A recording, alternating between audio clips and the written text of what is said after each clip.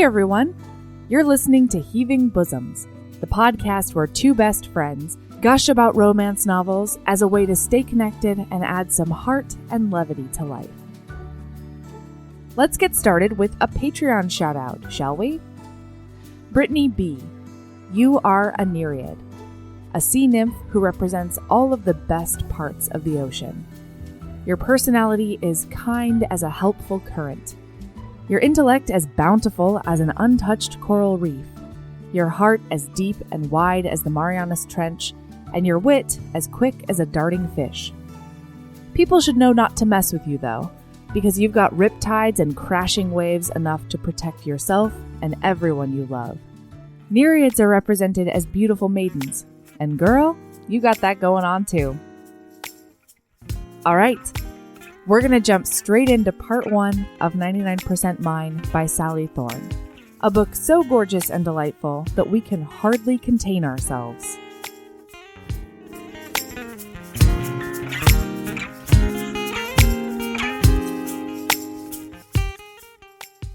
Hi, Erin. Hello, Melody. It's so nice to see your face.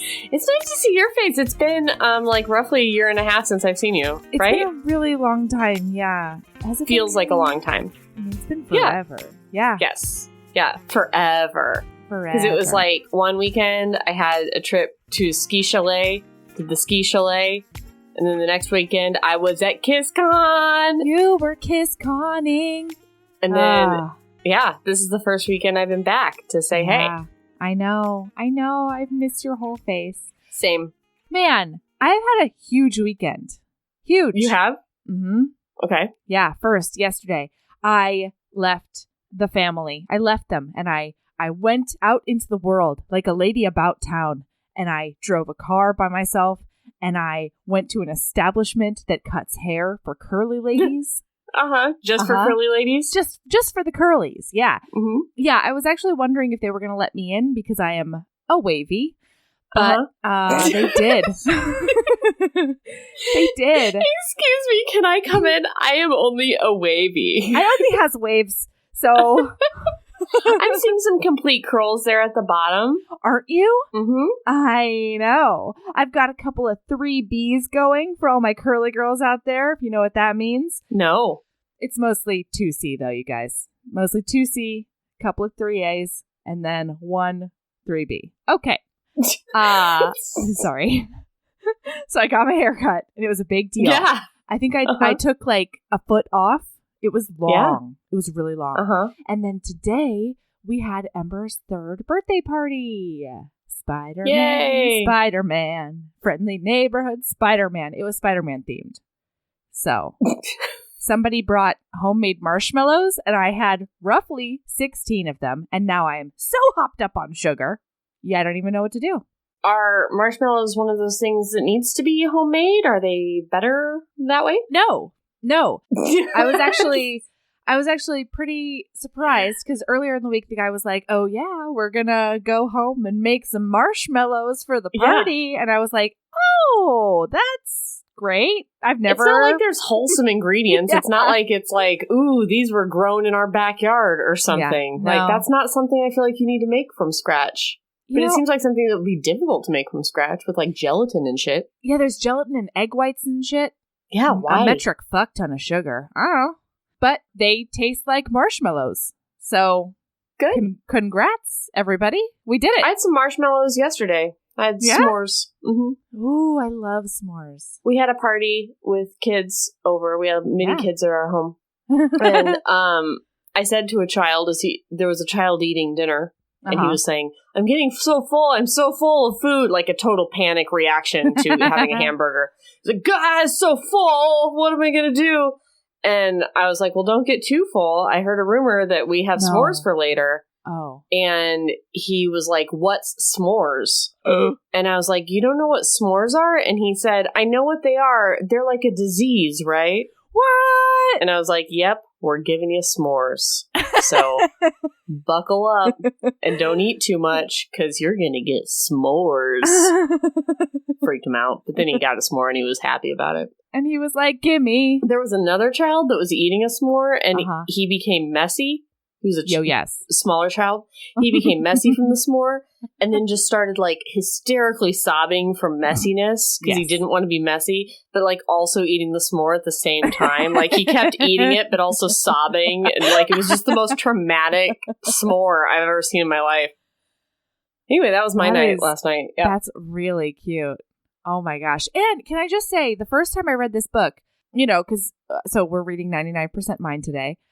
And Darcy's a sugar addict, much like myself. Oh, yeah, she eats marshmallows. Wow, yeah. This isn't banter. This is on point. Look at us. I didn't realize it, but we're so good. Look at us.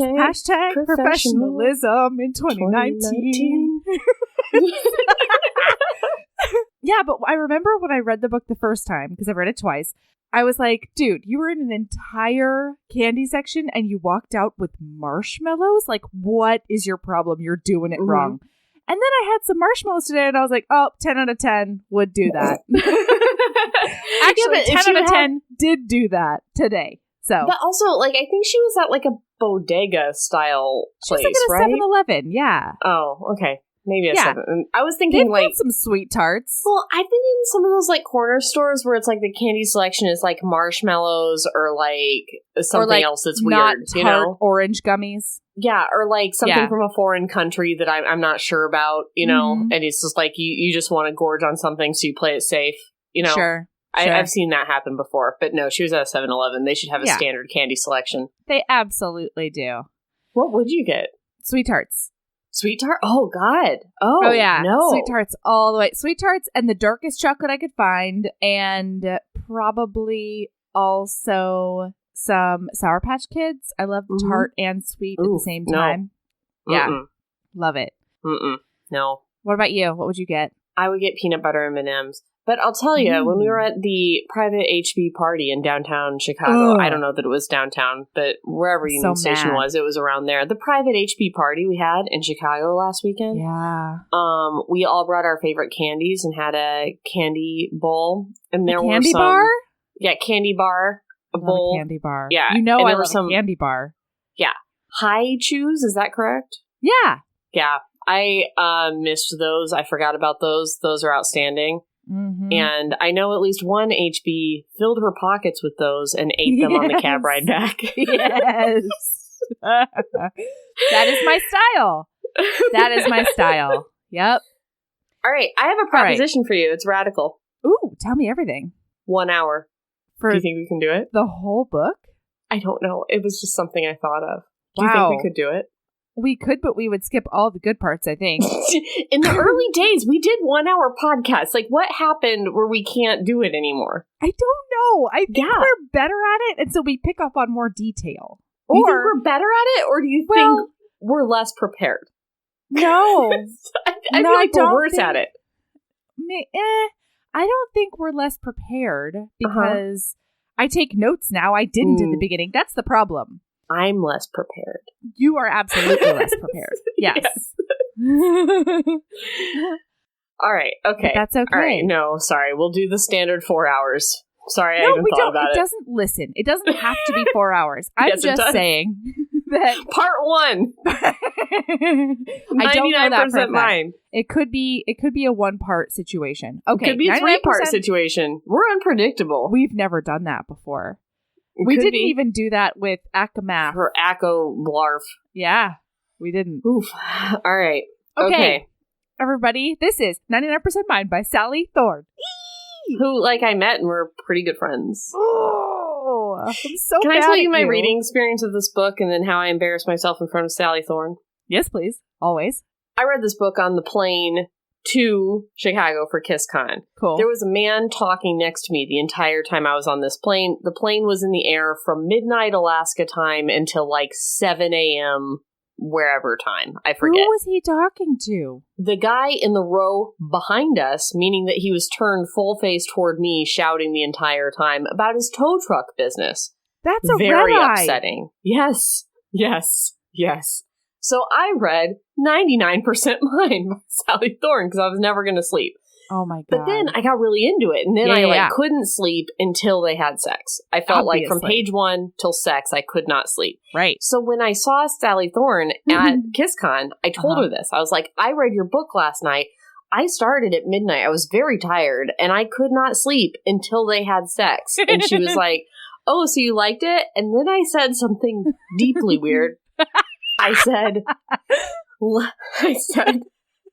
let's just say when I went to sleep, I was very satisfied. Oh, no. Which is really deeply weird. Dude, it sounds like you masturbated on that plane. It sounded like I masturbated on that plane.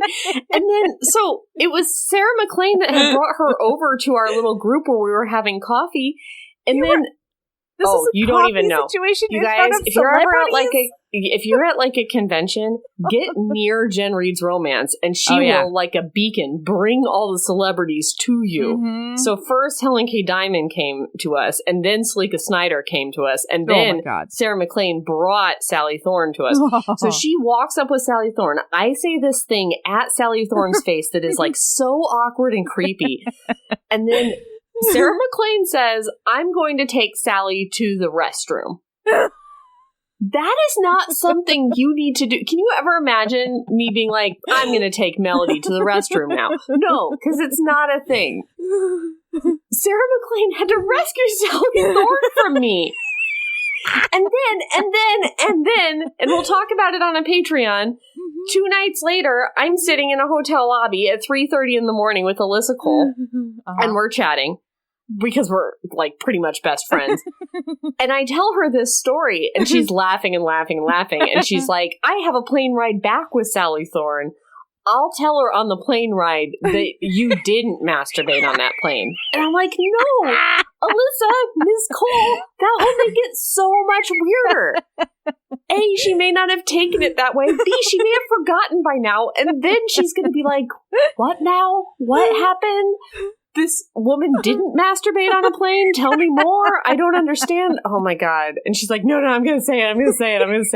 She's like, how about this? And she's like, we're going to be on a plane. If it comes up, I'll clear it up with her. And I was like, yeah, okay, I guess. And she didn't follow up because we're not like friends IRL, but so maybe Alyssa Cole cleared it up. This makes me the happiest. Mm-hmm.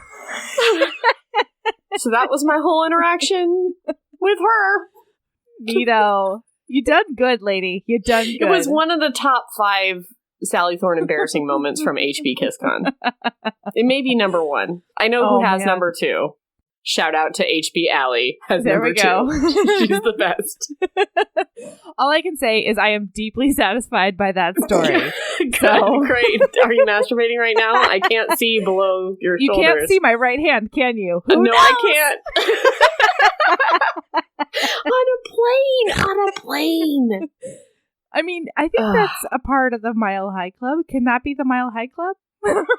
Anyway, all right, moving on. Let's talk about the book. Darcy and Tom. Okay, Darcy and Tom, 99% Mine by Sally Thorne, who thinks that Erin is a masturbating fiend. All right, 99% Mine with Darcy and Tom. Can I just say Darcy's the perfect man. Tom is the perfect man. Tom is the perfect man. But don't say that because he has a hard time living up to it. I'm so sorry. Don't say it. Don't call him the perfect man. He had to go soul searching about that. Oh my God. I did the exact same thing that they did to him. He'd never go out with you. How dare you? Yes, he would. That WERVE, that contemporary WERVE would totally go out with me. I would climb his 6'6" furred body like a snow mountain. Melody has had a lot of marshmallows, you guys. It's so clear from the flailing. All right, we're going to try to keep it tight and professional here. We're a professional podcast. The book Get your NPR voice on. Darcy works at a bar. Listen, you guys, Darcy is so unhappy. She's a fucking mess. Poor lady. She is deeply depressed. You can see it on the page, even though it's such witty. Nothing's ever like Darcy was depressed. No. It's just like Darcy works in a job she hates.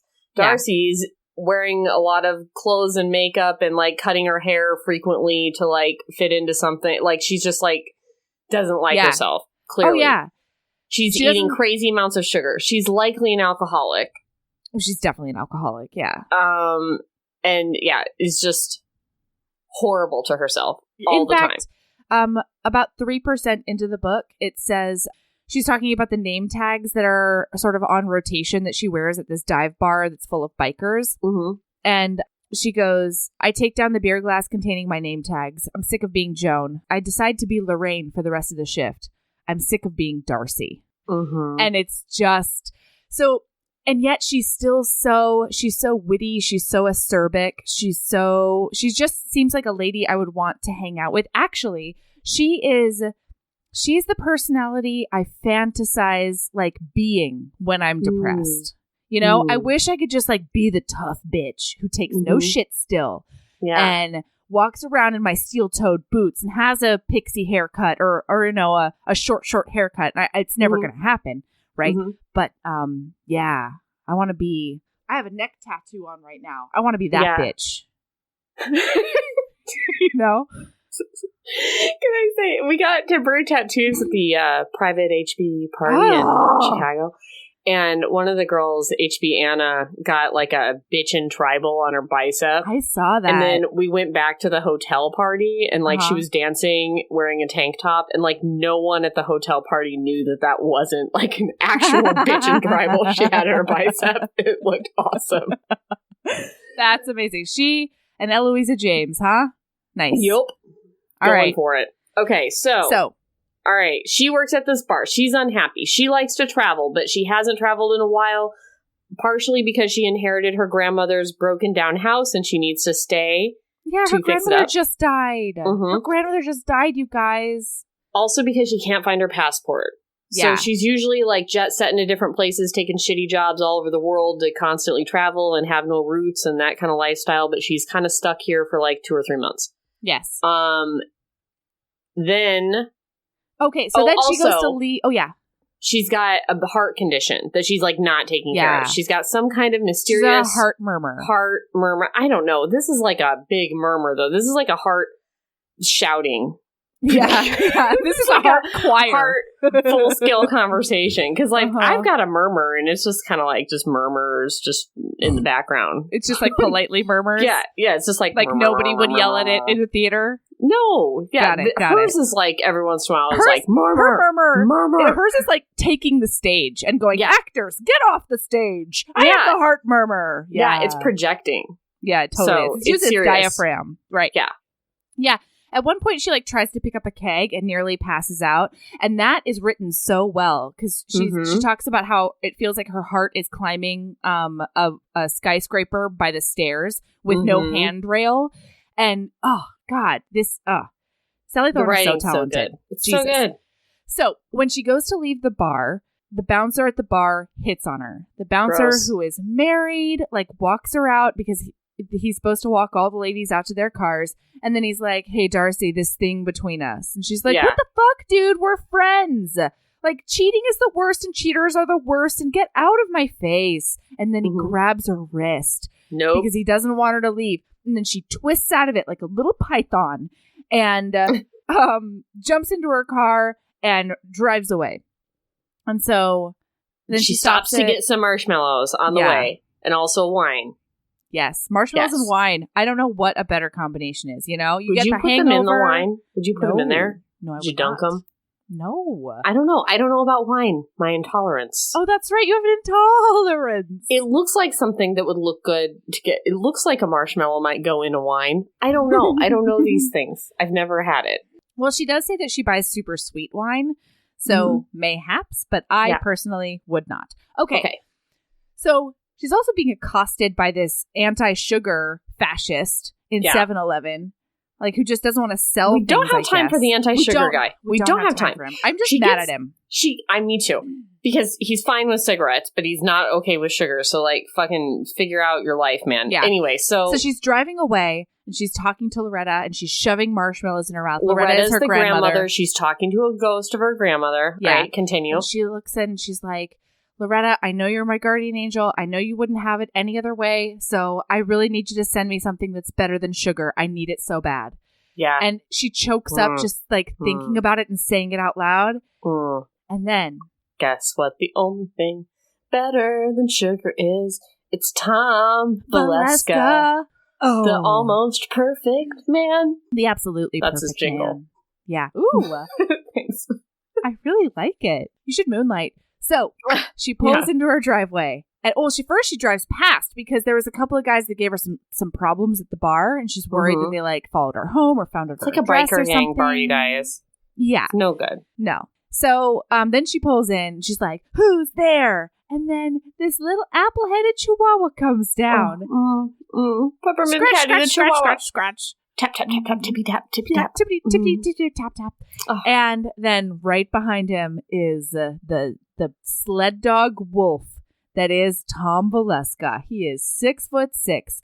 He's wearing work boots. He's got this shirt. I think, what does she say? The shirt like stretches over his body, and it should be like begging for help or something like that. I don't know. At one time she says that his shirt on his body looks like a Hershey wrapper stretched over the different like squares of the Hershey bar.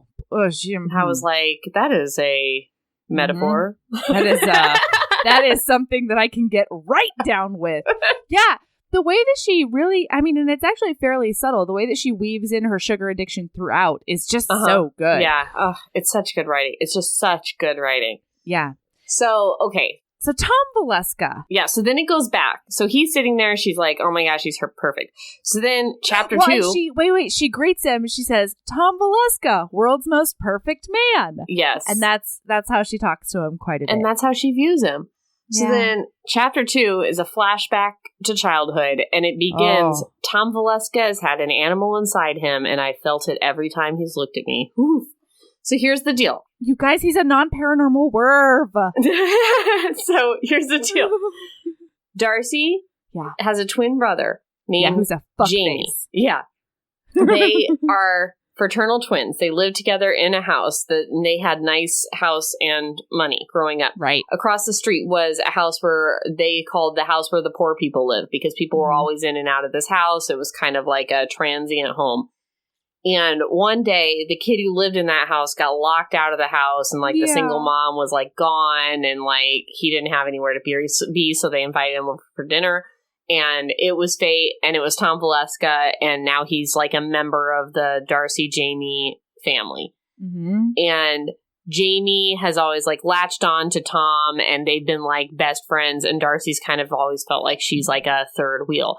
But also Tom, really excited about it. Yes. But also Tom's kind of always been on the outside as well, because he's not a member of the family. He's not one of the twins. The only person not long suffering here is Jamie, 100%. Yeah. Oh, yeah. So she laments that Tom has always been like 99% Jamie's, and she gets like 1% of Tom, and she's been hopelessly in love with him since she has been a child.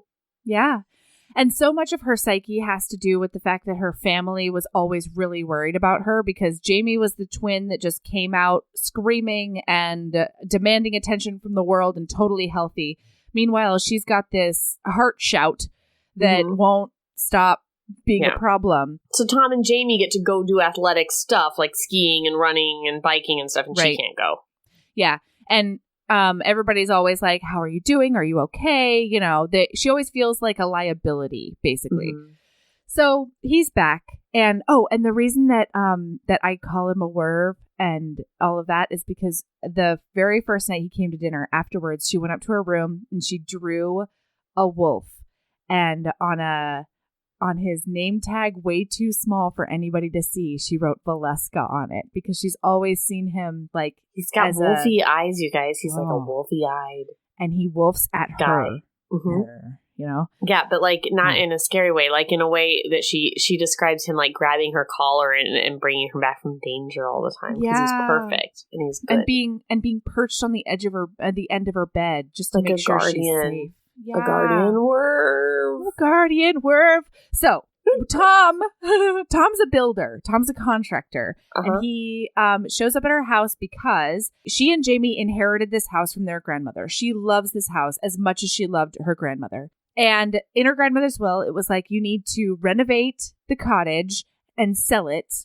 And you and Jamie get to basically split the profits. And so they've hired Tom. And what she finds out throughout the course of this conversation is that Tom has struck out on his own, and this is his first job as a solo guy, as his own company. Oh, also, you guys, he's engaged. To Megan.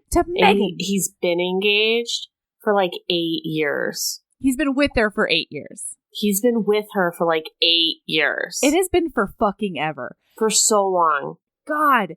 And so she keeps on being like, I have to remind myself that Megan is here. And she calls the Chihuahua a little buffer because she always needs a buffer. They've always had a buffer their whole lives, whether it's Jamie or somebody else. She says that this is their longest conversation they've ever had just by themselves. And let me tell you, the tension is so good. I had no idea what was tense about them. But man, the way that she weaves in history that you don't know into casual conversation is just gorgeous. And like the idea of like it comes in pretty early that when she found out that she was like she's a photographer. And for a long time she was a wedding photographer. Yeah. And then when she found out, her mom called and was like, Tom's engaged to Megan, finally. She like totally tanked this wedding and like got drunk and like threw up in a plant and like took terrible pictures and was like, fuck this. I hate weddings now. I'm going to another country. Well, she hates her whole life. Yeah, she was just imploding her whole life. Oh, and he shows up to her house. This is where she talks about the t-shirt. Okay. Okay. So when she was in Ireland, she got Patty a t-shirt and him a t-shirt. And they're both wearing the shirts that they got, that she got them. I have to tell you, I don't like a graphic tee. I do not find a graphic tee attractive. You're wrong. Not in my ability level. Okay. So it says the vintage St. Paddy's Day t-shirt he's wearing, probably out of politeness, is stretched wafer thin, trying to cope. If it were a person, it would be an exhausted wraith, gasping, please help me. It fits like a dream, the kind of dream you wake up from all sweaty and ashamed. Yeah, waking up all sweaty. Okay. All right. Oh my God. So they go in the house. Like they have all this kind of weird little banter. Like she says that the hairdresser who cut her hair called her Senora, and she's like, "Oh, well, that means like that you're married." And she's like, "Oh yeah, who would marry me?" There's like all this little banter where it's kind of like clearly very awkward between them, and they're trying to like kind of mine each other for information about their personal lives, but it's not. And she makes a lot of little comments about like, "Oh, if you did that, Megan would be really pissed," and he's kind of like, "Okay, you know." So they go in. She's like, don't turn on the light. You'll get a shock. It's very clear that this house is like very fucked up in a big way. Yeah, like, this house is leaks not in the okay. ceiling. The electric's all bad. Like the faucets don't work good. Like the whole thing is bad. Yeah. Oh, and he calls her DB partially because her name is Darcy Barrett, and that's one meaning. But then the other meaning is that he's always called her a teenage dirtbag because anytime he's in a room, she's always looking at him she's just like with fuck me eyes, basically. Yeah. And she's like very overt about like, she calls him hot all the time. She says she wants to jump him all the time. Like she does the thing where she hides her true intentions in being very direct about her true intentions, but masking it as a joke. Right. So she's constantly being like, oh, Tom, I've been in love with you my entire life. Like, you're a big, hot, great, perfect man who I want to jump all the time. And he clearly makes him very uncomfortable. Yeah, but not in like a I don't like you way. In like a what the hell does that mean kind of way. In like a this hurts me and is confusing sort of way. Right.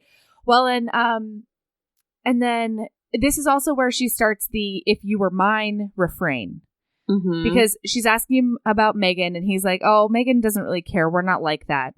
And she's on the one hand being like, of course, Megan's not like that. You know, if he were mine, I would have him chained up to a radiator and I'd punch anybody who looked at him. Right. And she'll say these things to him sometimes, too. Yeah. She's like, and Megan's just perfect and she has no pores. And so, of course, she has just so much self-confidence that she doesn't care that he's just out places with ladies. Right. So she gets like drunk. She drinks like 4 glasses of wine in rapid succession. Oh my God. And he goes and takes a shower. She does it like behind his back. She's like, he turns his back, so I chug my glass and then refill it. Perfect crime. Right. And then he takes a shower, and she's like deeply weird outside the shower. I loved this. I hated so it. Much. I was about to say, it's the only part of the book that I wasn't absolutely in love with. God, I loved it.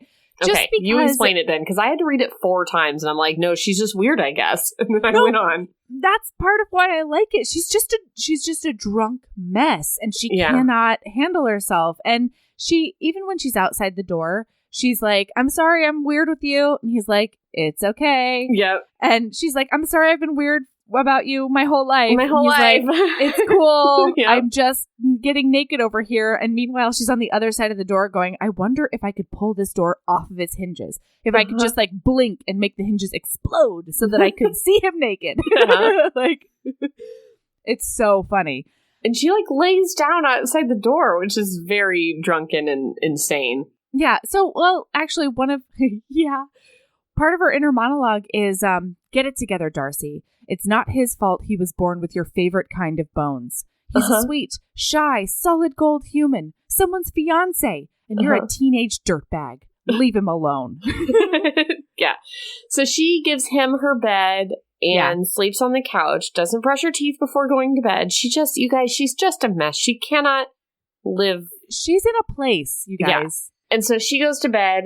They get up the next morning, but before that, she gives us a little narrative of what happened when they were 18. So here's the thing, guys. One day, she was going out as a teenager, putting on her fishnets and her boots to go be reckless with, probably drugs and alcohol and sex, because that's what 18-year-olds who wear fishnets do.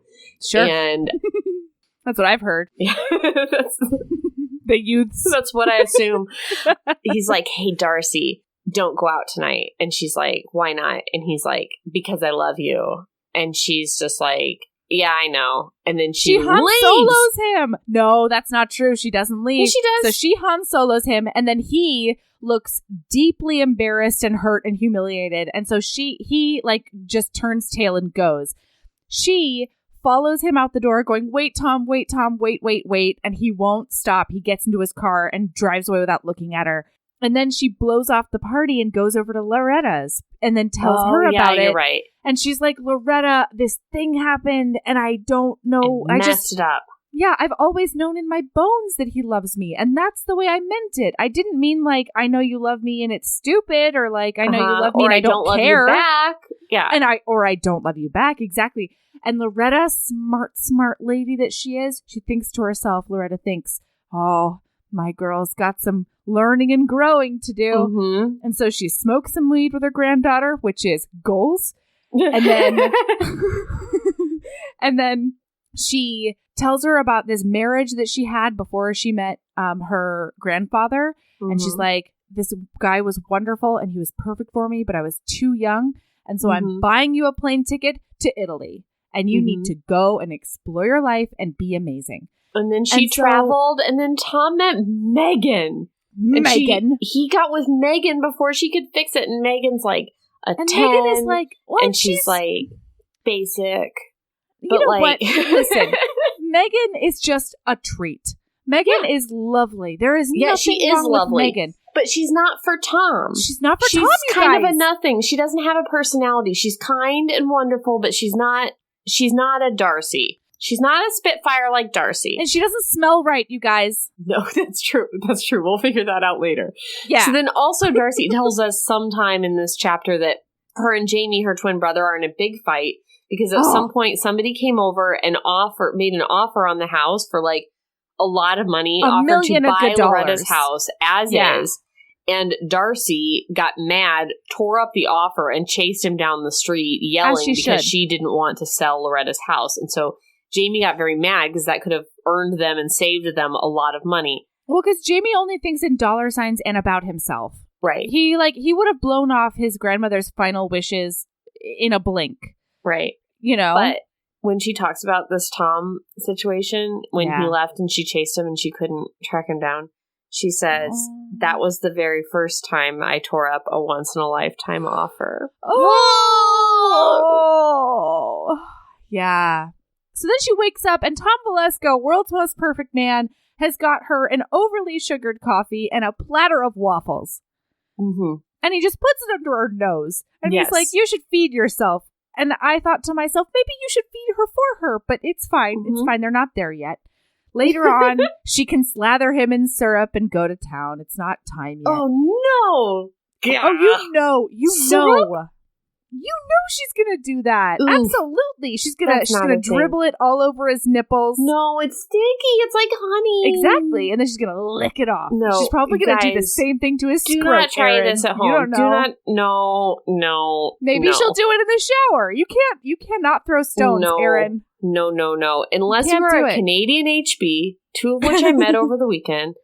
It is not safe to use maple syrup during sex. It's totally safe. Unless you have Keep it out of your mucous membranes. Expertise of a Canadian. Do not try that at home. It's too sticky. It's like when Sarah... Listen. Oh, that's why. Because you didn't read that book with me and Sarah. I was like, I thought we were in agreement that honey and sticky things were not good, but that was Sarah. It was Sarah that was with me. Listen, I said that she would use it. I never said that she would like put it on her bed sheets or whatever. I don't need it to be on the bed sheets. It's just like, I'm like that kid with the s'more last night.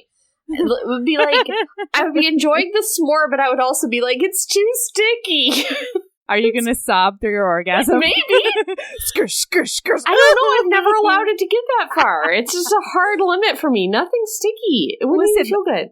I'm thinking, listen, I'm thinking all the little hairs on your body, the little micro hairs. No! Isn't it clear? All right, sorry. Go. I'm thinking a little bit of syrup on the nipples, slather, lick, and then you pop into the shower to finish it up. A little doggy against the wall. No. Nobody's sticky anymore. No, I just dry heaved over here. It's no good. I'm just a problem solver, Erin. She has a sweet tooth. There are things she can do. I mean, I don't think that Darcy and Tom wouldn't do it. It's just not for me. It's not for me. I hear you. It's not. I don't know if it's for me either, but it's definitely for Darcy and Tom. Yes. And that's where my brain is. All right. Okay, where were we? Moving on. Waffles. Yeah, so he feeds her like the perfect man. Oh, and then they talk to Jamie on the phone, and they find out that they can't agree on anything. He wants to do it modern. She wants to do it vintage. Tom is like, I just want to get paid for this. Like, This is my first job. I need it to go well. So I need you two to stop being crazy faces. And then this is where everybody's always ribbing Darcy about the fact that she's going to leave, like immediately. And that has been her MO for the past 8 years. So Jamie's like, you shouldn't have a say in this because I know that you're going to be on the next flight out of here now that the renovations started. And she says, well, I can't find my passport, 1. And 2, I think that I should stick around for this because it was Loretta's final wish. Also, Tom Valeska is the perfect man. And also, I can't find my passport. My passport is gone. I can't find it. So I couldn't leave if I wanted to. Oh, sorry. Yeah. Then Tom Valeska, nearly perfect man, says something very unperfect. And he says, you can't stay around here because you're a liability. And that pisses Darcy off because she's worried that he sees her that way. Yeah, and it pokes her right in her biggest insecurity. Her heart condition. Yeah, that's what her family has always made her feel like. And so she's been saying, I'll stay here. I'm going to be part of the crew. I'm going to do all of that. And he's like, he finally snaps and he's like, no, Darcy, you're a liability.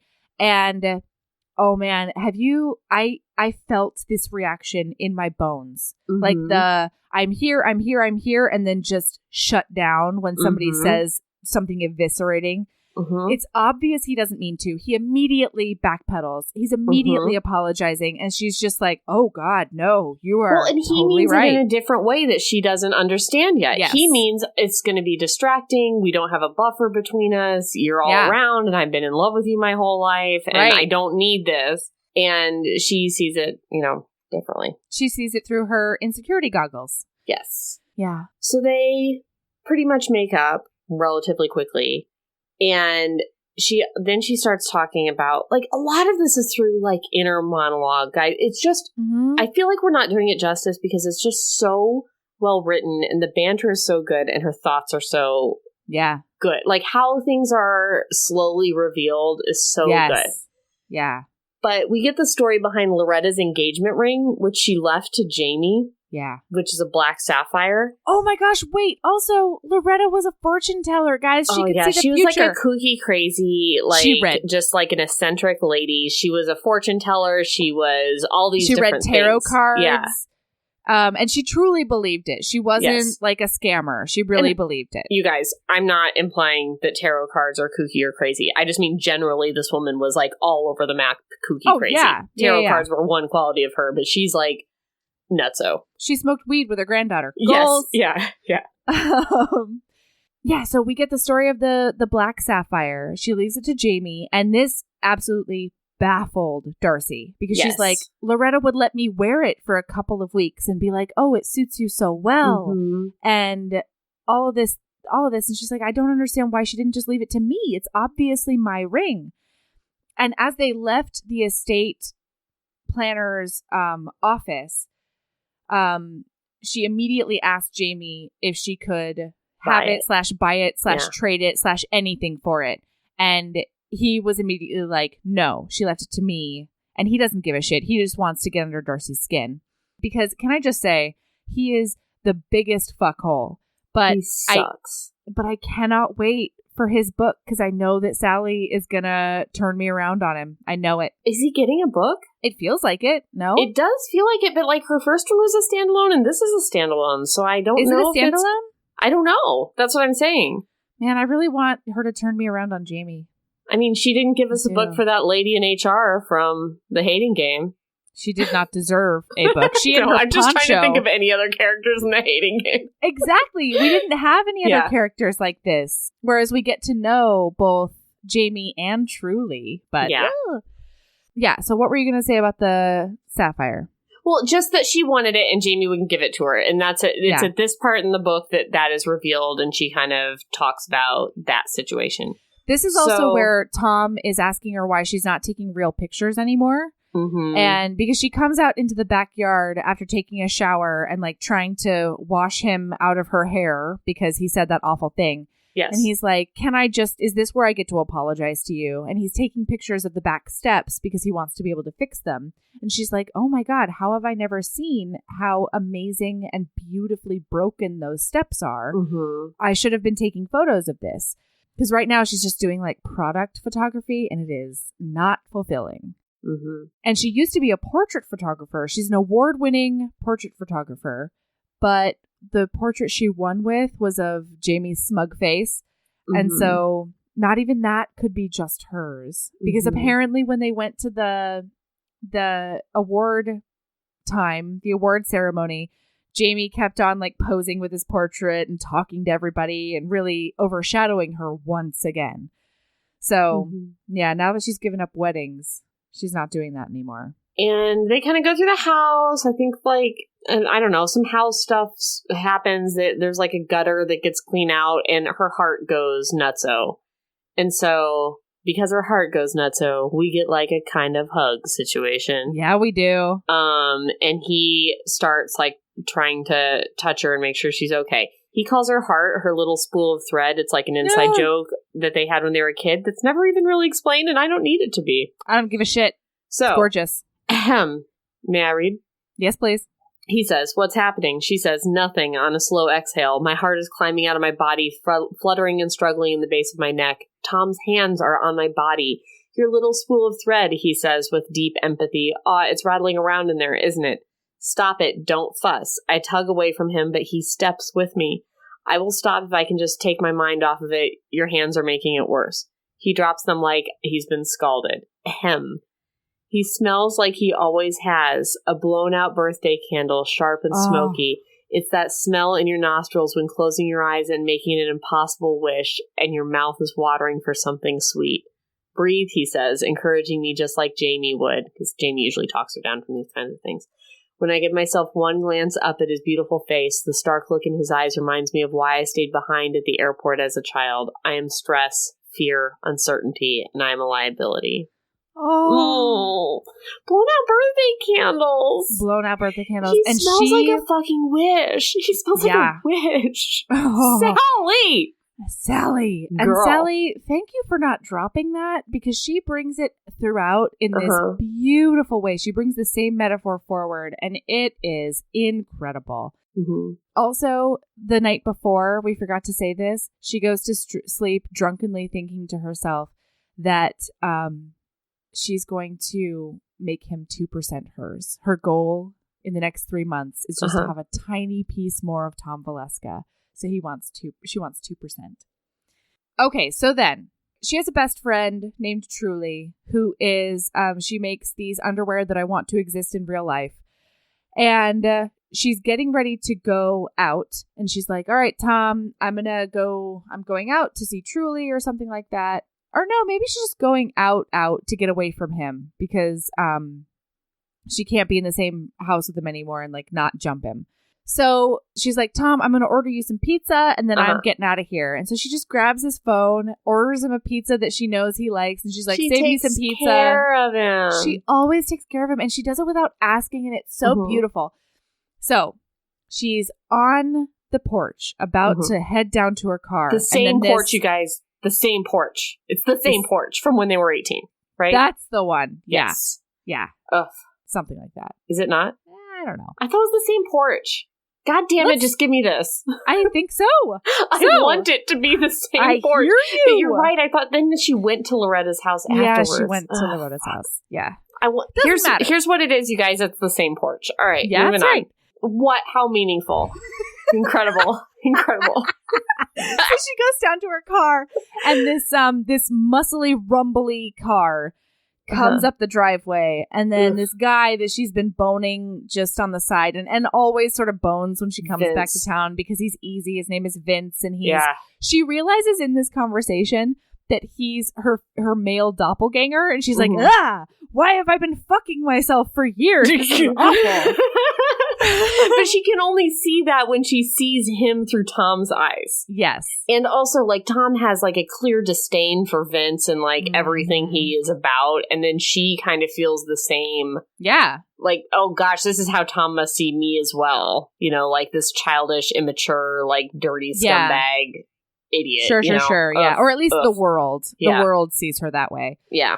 So, yeah, the glass sort of shatters at that point, and she can never look at Vince the same way again. Not that she had already been saying, like, we're not dating. I wouldn't call it dating. We're not doing that. So Vince comes out, and he's like, your phone, I couldn't get a hold of you, and I wanted to see you or whatever. And she's like, well, fuck off, because I'm going over to somebody's house. Like, we're not doing this. And then Tom comes out on the porch holding his chihuahua. Oh, God. I just love that juxtaposition. It's so romantic. Gosh, if like you could always like carry a small weird dog, like you got me. Like small weird dogs are just my place. Especially because he has no shame about it. He's just like, no, this is my dog, you know? Why should there be shame? Should I be ashamed of Rooster, a small weird toothless dog? No. No. What do you mean by that? Listen, I don't understand.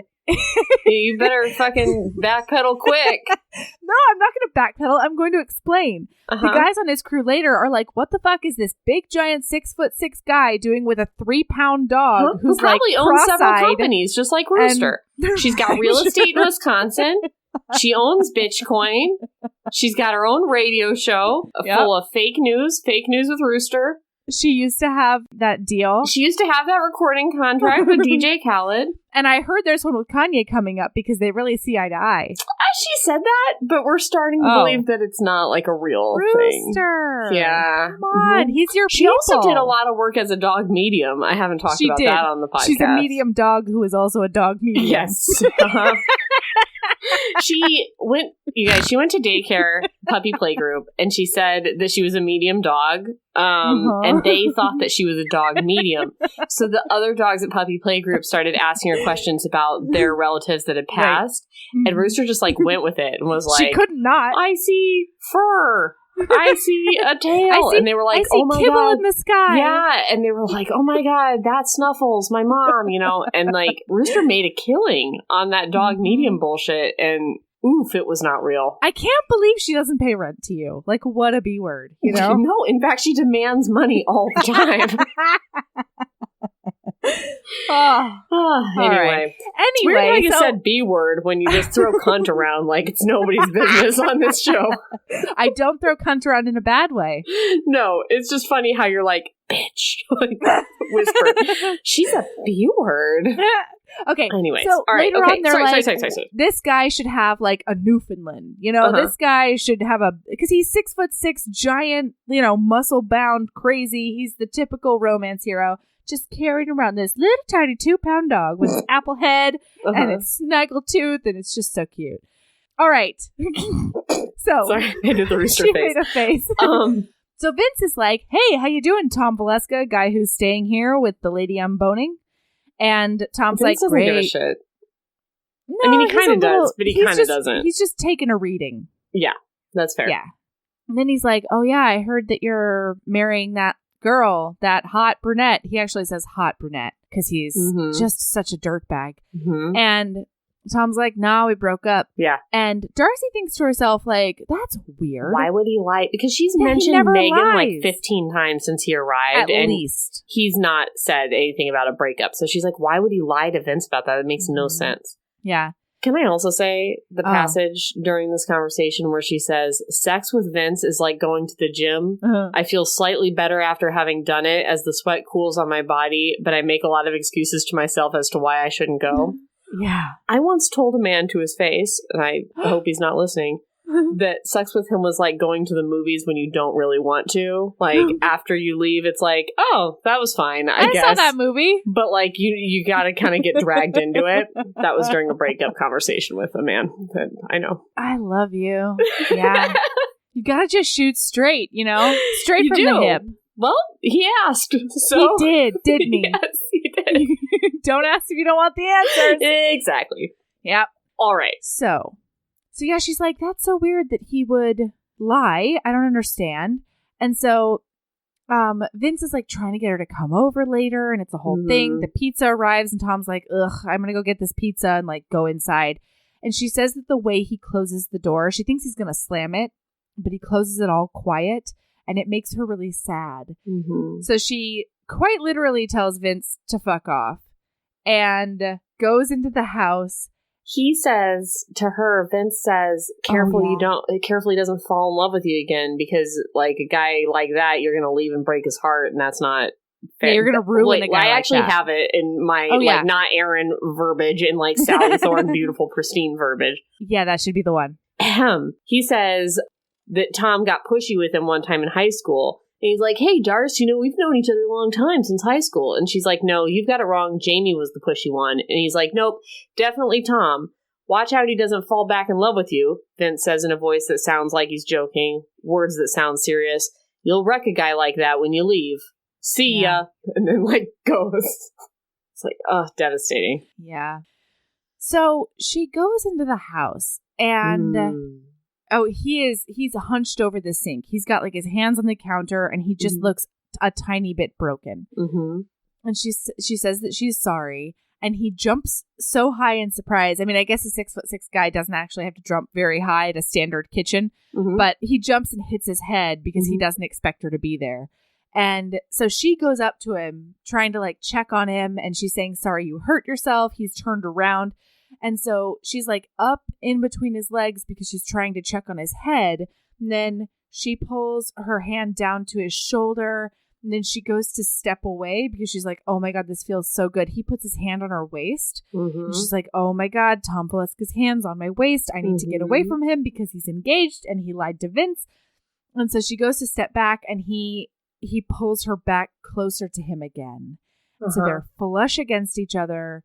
Her hand is, I think, on his neck or something like that. Yeah, well, she says that he shut the door in a way that made her want to come back into the house. Yeah. Let's see. It says, I inhale his birthday candle pheromones. I want to know what his goddamn bones smell like. Let me start down in his DNA structure and work my way back out. I speak into his muscles. You shut the door like you just accepted that I don't come back. I'm going to start being like you. Completely 100% honest. This is the best hug of my life. That's so her first cute. Honest statement. Yeah, I have that highlighted too. Yeah, and he says it's pretty good. And then he's like, I don't think I can handle complete honesty from Darcy Barrett. Mm-hmm. She talks about how she's always like, her skin's always hungry for touch, and how his touch is like driving her crazy. Well, because he puts his hand on the nape of her neck and like the warmth of skin on skin. She says she purrs like a cougar. Mm-hmm. She makes this weird noise. And so he's a little startled, and he pulls his hand back, and she's like, I'm so sorry. She goes, I have hungry skin. All I ever want is someone touching me. Mm-hmm. Do I have a phantom bruise on against my stomach?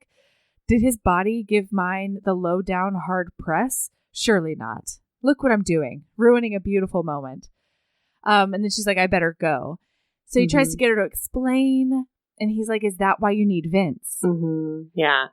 He says he doesn't like Vince. Yeah. She asks why he would lie to Vince. He says he didn't lie. And then him and Megan broke up.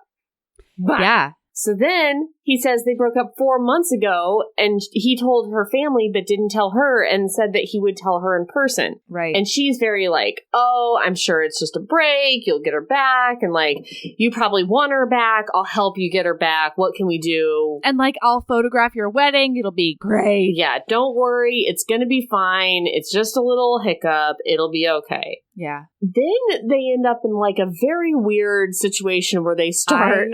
Okay, so here's what happens, you guys. I loved this. Okay, so he's like, no, this is real. I don't want her back. And she's like, are you heartbroken? Like, do I need to go fuck her up? And he's like, no, everybody always asks me if Megan is okay. And she's like, of course they do. She lost you. But like, if she hurt you, I am not going to be okay. And he's like, no, it's okay. I'm a little sore, but I'm not broken. And then she goes, I noticed one of the cabinets above me is ajar. For something to do, I put my hand up close to it. When my fingers hook in the tiny handle, the web-thin hinge breaks. Now I'm standing here with a broken door in my hand. I lean it against my leg and try to look cool, but I'm practically auditioning for SmackDown. And then it says in her inner monologue, I'm going to beat Megan with this door until she realizes what a fuck up she's made. He knows exactly what I'm thinking. And then he goes, you're always so vicious, DB. And it goes, my viciousness thrills him. So she starts breaking these cabinet doors. Yeah, she just starts ripping them down. It says, I pull off one of the lower cabinet doors and try to break it in half over my knee. I can't do anything else with this energy. He's single for the first time in 8 years, and I need carpet burn on my knees and a wall against my back, and to lick the shower spray off of him and feed him cold pizza in the middle of the night so he keeps up his strength. Megan is a red stain behind my combine harvester, and that's the extent of my pity for her. He tries to ease me with a hand on my shoulder. Why are you doing this? If I don't do this, I'll do something else. Something so deeply, this isn't her talking, this is in her mind. Something so deeply irreversible we won't be able to make eye contact when we pass each other in the nursing home hall. Fuck it. That's the complete honesty I pledge. Here it comes, up my throat and out loud, one big terrifying blurt. Are you gonna put your hands on me or what? Yep. And then she just proceeds to like accost him. Oh yeah. No, she's like, because I swear, the only thing I've ever needed is your hands on me. And so she goes, she wipes her hand against her mouth, and she's like, fuck it. He's a big boy. He can handle pizza breath. Everything is boiling up out of me. Years of stolen looks and tight t-shirts and that bone-deep certainty that the animal in him wants me too. Oh. And so she goes, take your shirt off, shoes off. I'll do the rest. Lust has broken my voice box. I'm raspy. I point at the bedroom door. Bed. Get in it. I'm looking at the solid square of his belt buckle. Are you out of her mind? Are you out of your mind? He's stunned. And then I reach for him like a creepy sex zombie. There's no way to stop reading it. It's so good. It's so good. He asks if she's joking. She's like, do I look like I'm joking? Right. And he's like, you've lost it. Quit messing with me. Because he thinks she's doing the thing where she's like jokingly direct with him. And he's like, stop it. This isn't funny. And then she looks at him and she goes, Tom Valeska, get in me. Which is the best thing I think I've ever read. Good. Oh. So she sees that he's got an erection. She starts getting really confused because she's just like, wait a second. why didn't you tell me that you were single? Like, this sort of devolves because he's like, you're obviously, you've had a shock. Like, it's going to be okay. Yeah. You just need to get your head right. Yeah. But he says he was going to tell her after the renovation. And she's like, why? And he's like, because of this. And just motions to how, like, she's a crazy sex zombie right now. And then he says that he thought it would be safer. Yes. Because he knew that if he told her that he broke up with Megan, that she would try to jump him and make an embarrassing gesture toward him. Spectacle of herself. Yes. And that is her interpretation, right? Yes. And it's totally valid. That's exactly how I would take it that's too. That's what's so great is every misinterpretation in this book is completely earned. Yes. 100%. Like, he's like, I knew this would happen. Like, I didn't want, and she's just like, oh my God, what an ass I've made of myself. Like, I'm never going to come back from this. Yeah, I'm so humiliated. Yeah. Yeah, so she's like, oh God, abort mission. I'm going to go away now.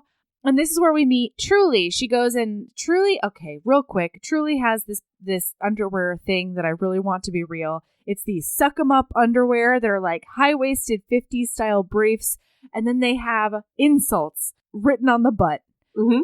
And they're just amazing. So she's going over to help her sew. And she tries to she tells Truly like all about what she did. And it's really embarrassing. Mm-hmm. And Truly is exhausted because she's been sewing for like 48 hours straight. She filled all these online orders that she cannot. She's writing checks that her body can't cash here. Right.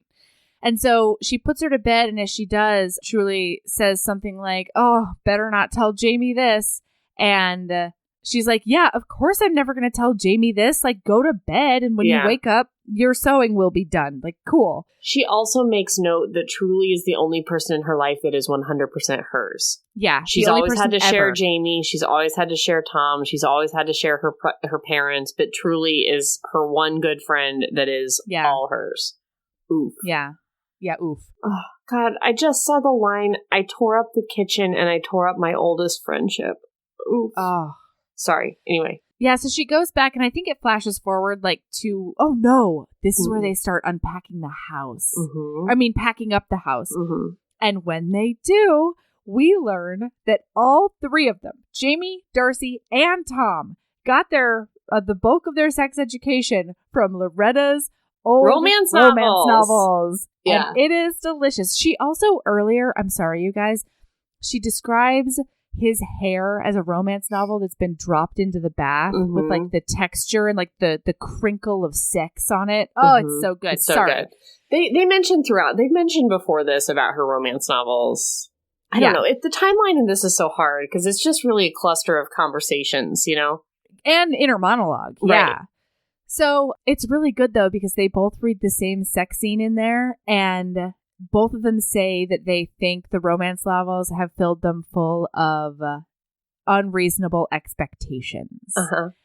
So it's day one of work on the house, and she's up at like 5 a.m. She's ready to go. She's like, I'm a member of the crew. I'm good to go. Tom has slept in somehow because his phone has died. So he is a jumble of nerves because this is his first day on his job. The crew... He's fucking it up already. Yeah, he wants the crew to trust him, and they don't because he slept in, and like he's missed all these phone calls and the whole thing. So she's trying to help him. But every time she like talks to the crew and tries to sort of defend him, he's like, no, you're doing the exact thing I don't want you to do. I need to be seen as the boss, and I need to be seen, like, you cannot cover for me because this is my thing. It's interesting because she's undermining him to the crew when she's trying to think of solutions for him when the crew is questioning stuff. Yeah. And he's like, stop that. Like now it looks like you're talking over me and stuff. Yeah. It doesn't look like you're the client. Yeah. It looks like you're ordering me around. But also he's undermining her because she's drinking a cup of coffee, and he just like grabs the coffee out of her hand and takes a sip of it and hands it back. And she's like, don't do that. People are going to think you're fucking me. You guys, that's he's peeing in a circle around her. It is so it's hot. So sexy. It's so hot. Sexy. It's so good. I loved it so much. But Darcy didn't like it because she's like, I want to be a member of this crew. I want these guys to think that I'm like legit. She likes it, but she doesn't. She tells them she doesn't. She says she doesn't. So they're in all these little spats. There's like several of them, and she's just like constantly doing the wrong thing. She's constantly thinking she's doing the right thing and instead doing the wrong thing. where she's trying to help him. And this is sort of a stupid thing on both of their parts, because they should just realize that they should be a team. The moment they work as a team, everything works out, you guys. Yes. So toward the end of the week, you know, she's actually getting in a groove of things. And oh man, I'm sorry. Going back the first morning, he's like, all you guys go unpack. Darcy's going to take some photos of the house for me. And she's like, what are you talking about? Why did I do that? And he goes, well, I need a website and I need before and after pictures. Also, this is the only way we're going to keep Jamie across the country is if we update him regularly. So you take photos. 20 minutes turns into an hour. And she like feels creative again. And he looks so pleased because she's doing what she loves and she's taking some really good shots. And she's like, I don't even think he has a website. I think he's just trying to like get me inspired again. But it works. And it works. And this isn't where he like comes up behind her and smells her, is it? It is, right? Oh. Okay. Ahem. She says, I don't know where this is. Listen, guys, it's just a clommervlafluck of like all the things. It's not, there's no plot. I don't mean it like there's sufficient plot. It's very good. The plot's great. Yeah. But it's not like there's the Western where it's like, and now the horse dies. Yeah. Like, that's not how it is. Okay. Right. She says, how many times in my life have you rescued me? I can't even count. I will always do the same for you. I will not stand there and say nothing when I could step in and help. It's what we do for each other. It's when he's talking about undermining him. Yeah. He blinks, trying to understand. No one does that for me. I do it. He says, how can I explain this in a way you'll understand? Tom steps against my back and reaches around me. His fingers slide between mine and he raises my hands up until the camera is roughly in line with my eyes. Can you do your job like this? When I line up the viewfinder in the hall, he moves our hands. I snap a shot that is, of course, garbage. I try to shrug him off, but he steps closer, dropping his mouth to the side of my neck. That mouth that sipped from my mug, telling every male in the room that I'm off limits and untouchable. He's still too far in the dark forest we play in. He breathes me in. I feel the briefest scrape of his stubble on the curve of my shoulder and the most intriguing hard press on my butt. Oh, yeah, you do. That's his penis, you guys. You guys, it's his penis. I feel like an animal about to be bitten soft and slow by its mate. By its mate! Worves! Maybe he'd do it hard enough to leave a mark. When he finally releases the breath that he's been holding, his heavenly warm air goes down the neck of my top. He says, God, there's right into so her many cleavage. there's so many things I'd do if I could. Well, it seems pointless to tell me about them. I bump it off. So his point is, I am overheated. Me too. I'm like on this plane. I have chills. Like ready to masturbate, basically. I'm talking about my lady best I'm kidding. You guys, I did not masturbate on a plane. Sally God Thorne, damn it, listen. Sally. Stop spreading that rumor. Sally Thorne. Stop telling all the authors that this happened. Also Sarah McLean. Also Helen K. Diamond. Also Jen Rings Romance. They were all there when I said this embarrassing thing. All right. You know what? Alyssa Cole has your back. Yeah, yes. I don't know. It's all right. We were drinking a lot, so I don't know if she even remembered that conversation. So anyway, so he's trying to say to her, you can't do your job of photography if I'm all up on you. I can't do my job of contracting if you're all up on me. But it's we real could try, is my sexy counteroffer. way of saying it. You guys, I just think they should try. Okay, you guys, this WERVE and this hot mess. Guys, it's a hot mess and a WERVE. I think this is a good time to maybe break because this is going to be a two-parter. Blowing down her neck and biting her like he's his mate. I think we're going to have to break because Melody will not stop talking about the scene all night. I need to go be satisfied. No, I'm joking. I'm joking. No, I didn't do that either. Weird. Sally, you guys, stop 100% saying that. We're not weird. Not even 99%. No. No.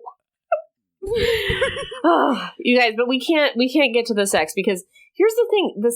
Here's the thing about this book is the sex happens like 2/3 in. So I read up till the sex on the plane, and then I was on the plane back like, ooh, I've got a whole plane ride back from KissCon to read the end of this. What? It's over? Oh, God. I know.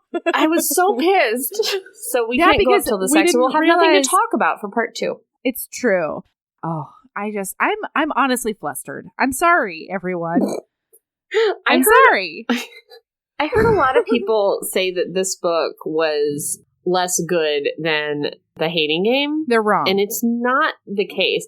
And I actually have some friends who were like, oh, I didn't read it because I heard that it was like dark. And it's not dark.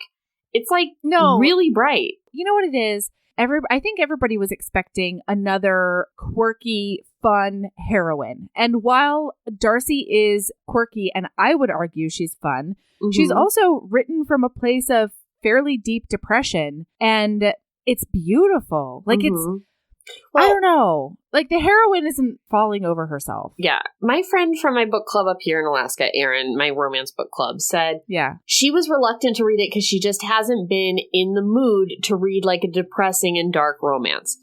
It is not anything that's going to put you in a bad mood whatsoever. No. I mean, I think there are certain things in it that are triggering for maybe certain people. Like maybe if you're an alcoholic or, you know, you're somebody who has like you're a compulsive overreader or something like that. You know, there are some things in there that might be triggering to some people.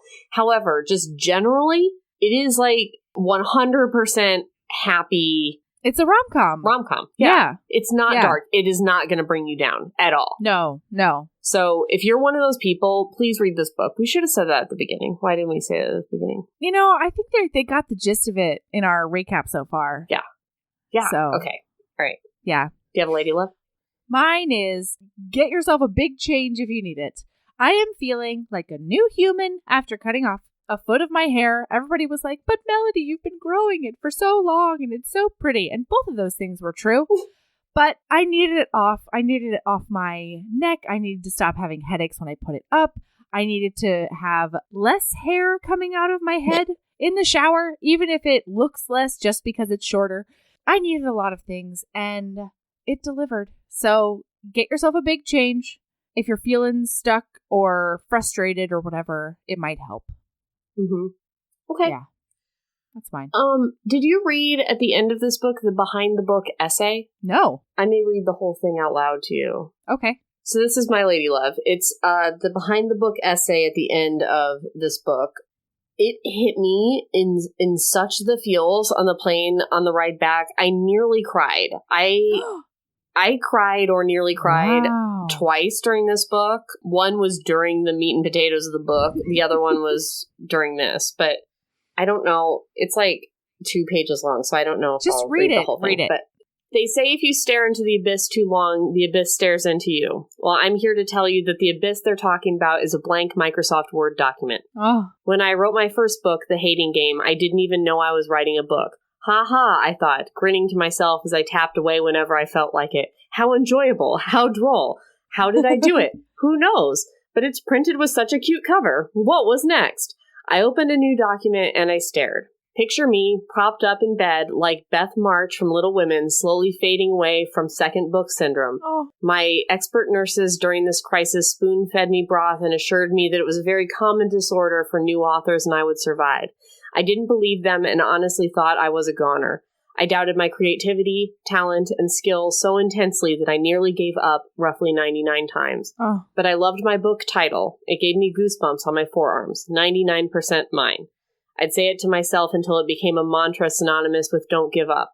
The outside world faded away and I began to laugh at myself again as I typed, ha ha, how droll. I learned a very hard lesson I'm sharing with you now. That important, impossible thing that you have nearly given up on 99 times, just finish it. Whether there's success or failure, no one can take your the end prize away from you. Finishing is the most important thing there is. It's proof of how hard you tried. This book is printed with environmentally friendly, tear-based ink that I cried into a vat, but I wouldn't change it. The first time around, I was astonished to realize that I'd written a book. The second time around, I know I wrote a book. I was there for every single ugly, gritty moment of it. Whether it's going to be a success or not is besides the point. I finished something that was impossibly hard for me. I would now like to thank everyone who has asked me how they could read more by me. Readers eagerly searched my back catalog and then were stumped to find out that The Hating Game was all she wrote. To thank them for waiting so long, I am happy to include 2 additional pieces here. And then she talks about the 1% more and the bonus epilogue to The Hating Game. But I just, the words of like, just finish it and no one can take the end prize away from you. It was just, there are a lot of first book authors that came out that I wasn't worried about their second book, because it's like Helen Huang, like all of these authors have a path for their second book. I know what's going to happen, with the cousin or whatever in these other books. Poor Sally Thorne had nowhere to go. And she had to start all new up against that success of the Hating Game. And it upsets me so much that there are people that think this thing is dark because on paper it looks like an alcoholic with depression and blah, blah, blah, blah, blah. Not that that's not a good idea for a book, but that are avoiding it for that reason. And just don't avoid it, because it's a beautiful, beautiful book. It is. And it's so funny. Yeah.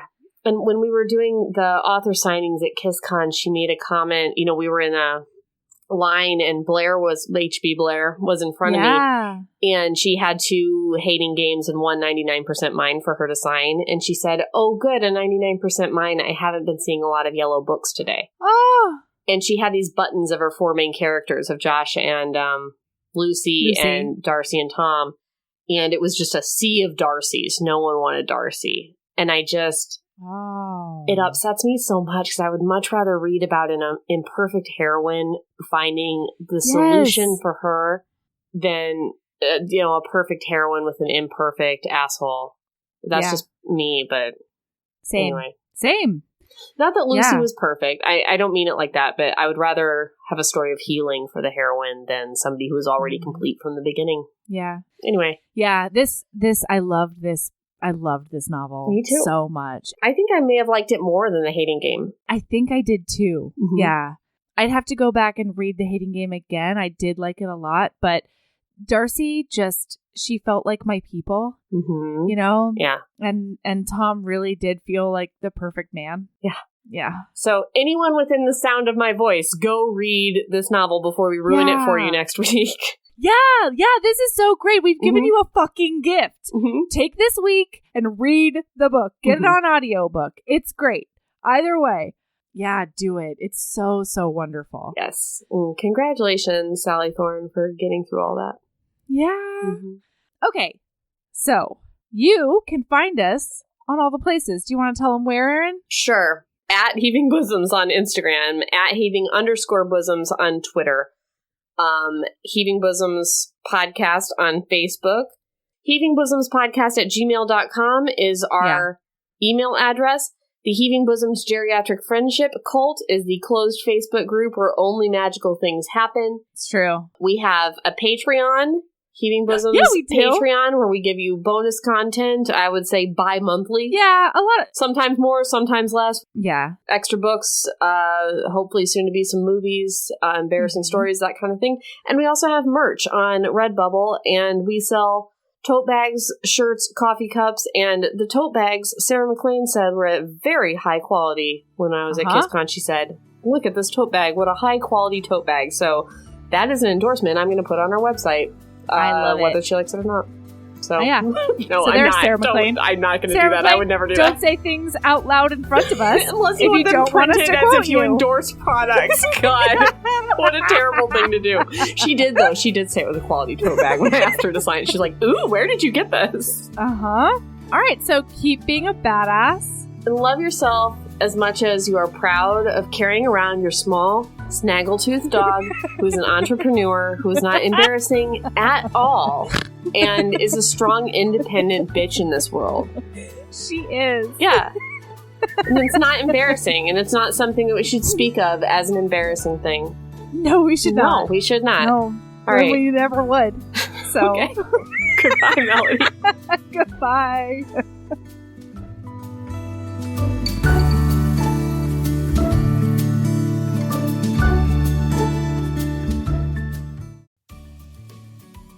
Hey, you. Yes, listener, you. Are you loving the show? If so, please leave a rating and review in your podcast app. The 90 seconds you take to say something nice not only helps new people find the show, but it makes me super smile over at HBHQ. Also, I've had a few people ask, and the answer is yes. we are still doing the 5-star bribe. If you leave us a review with 5 stars, then we'll do whatever book you want. We're real deep into the list, though, so it might be a while. Lilas! Okay, back to the show.